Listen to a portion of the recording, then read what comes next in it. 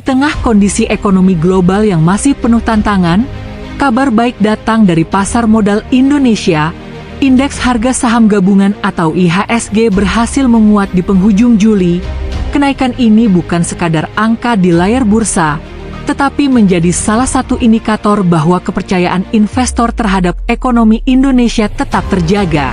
Lalu apa artinya buat kita?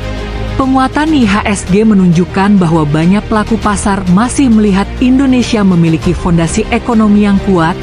Di saat berbagai negara menghadapi tekanan, Indonesia dinilai mampu menjaga stabilitas ekonomi sehingga tetap menarik bagi investor. Faktor lainnya adalah fundamental perusahaan-perusahaan yang tercatat di bursa masih relatif solid. Kinerja sejumlah sektor tetap menunjukkan daya tahan, didukung oleh aktivitas konsumsi masyarakat, investasi, serta pembangunan yang terus berjalan. Kepercayaan investor juga menjadi modal penting. Ketika investor percaya terhadap prospek ekonomi, mereka cenderung tetap menanamkan modalnya.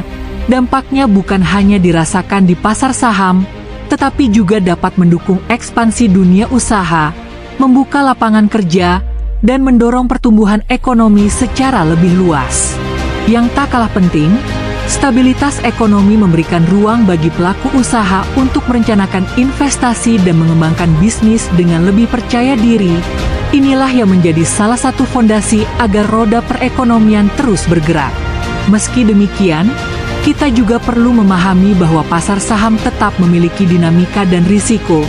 Naik turunnya IHSG merupakan hal yang wajar, sehingga setiap keputusan investasi tetap harus didasarkan pada analisis yang matang, bukan sekadar mengikuti tren.